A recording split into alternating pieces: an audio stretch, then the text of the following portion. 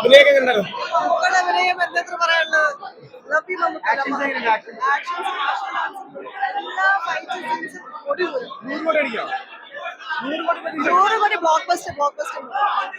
കാരണം ഇതൊരു ഫാമിലി കഥയായിട്ട് മറ്റേ ജോസഫ് ജയ് ചെയ്തത്. അപ്പൊ കുഴപ്പമില്ല, ഫാമിലി ആക്ഷനും എല്ലാവരും കൂടി ഈ പടത്തിലുണ്ട്. കൊള്ളാം. അമ്മയായിട്ട് അഭിനയിച്ച പേടിച്ചോ? ഇല്ല, അവന് സിനിമ ഭയങ്കര ഇഷ്ടാ. പേടിച്ചില്ല. അമ്മ പറയും ഇഷ്ടമായിരുന്നോ? ഇഷ്ടമായെന്ന് പറയോ?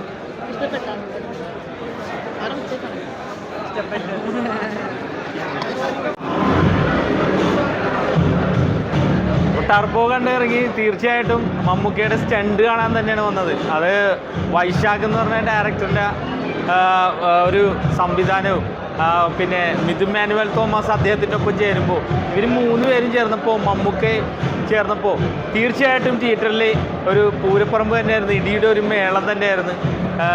പിന്നെ അദ്ദേഹത്തിൻ്റേതായിട്ടുള്ള കോമഡി മമ്മൂക്കയുടെ അതും ശരിക്കും ആസ്വദിക്കാൻ പറ്റി.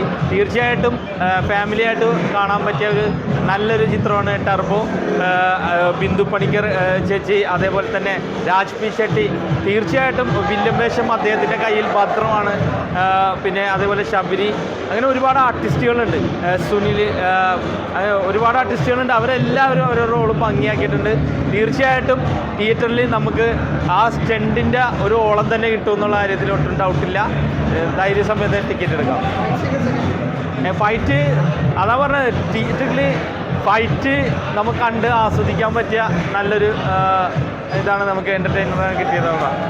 എടുത്തു പറയേണ്ട ഒരു ഘടകം ഇത് പിന്നെ ഒരുപാട് ബൈലിംഗൽ മൂവി പോലെയാണ് വന്നിരിക്കുന്നത്. തമിഴ് മലയാളം കലർന്നിട്ടുള്ള ഒരു മൂവിയാണ് വന്നിരിക്കുന്നത്. അപ്പോൾ ആക്ഷൻ മൂവീസ്, ഒരു മാസ് മൂവി എന്ന് പറയുമ്പോൾ തുടക്കം മുതൽ ഒടുക്കം വരെ ഫൈറ്റ് ചെയ്യുന്ന രീതിയിലല്ല, ഒരു പതിഞ്ഞ താളത്തിൽ തുടങ്ങി ക്ലൈമാക്സിലുള്ള ഒരു ഗംഭീര ഒരു വെടിക്കെട്ട് പോലെയുള്ള ഒരു ഫൈറ്റിലൂടെ അവസാനിക്കുന്ന ഒരു ആക്ഷൻ എൻ്റർടൈനർ എന്ന രീതിയിലാണ് ടർബോ വന്നിരിക്കുന്നത്.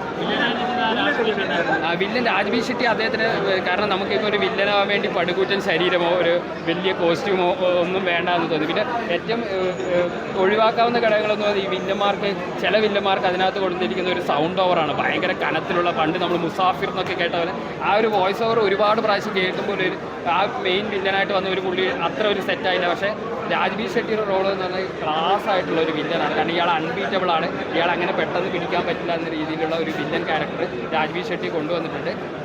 പരിസരത്തിലോ കഥാപാത്ര നിർമ്മിതിയിലോ യാതൊരു പുതുമയും ഇല്ല. കാരണം ആക്ഷൻ മൂവികൾ നമ്മളത് അവകാശപ്പെടാൻ പാടില്ലെങ്കിൽ കൂടി ഒരു പ്രത്യേക ഒരു വൈശാഖിൻ്റെ സ്ഥിരം ഷോട്ടുകളും അതിലൂടെ ഇപ്പോൾ കടന്നു പോകുന്ന സ്ഥിരം വൈശാഖ് ഫോർമുല തന്നെയാണ് ഈ സിനിമയ്ക്ക് വന്നിരിക്കുന്നതെങ്കിൽ കൂടി മമ്മൂട്ടിയുടെ അവസാനത്തെ ഒരു 15-20 മിനിറ്റുള്ള ആ ഫൈറ്റിലേക്ക് എത്തിച്ച ആ ഫൈറ്റ് രംഗങ്ങൾ ഈ സിനിമയെ ഒരു വാച്ചബിൾ മൂവിയാക്കി മാറ്റിയിട്ടുണ്ട്.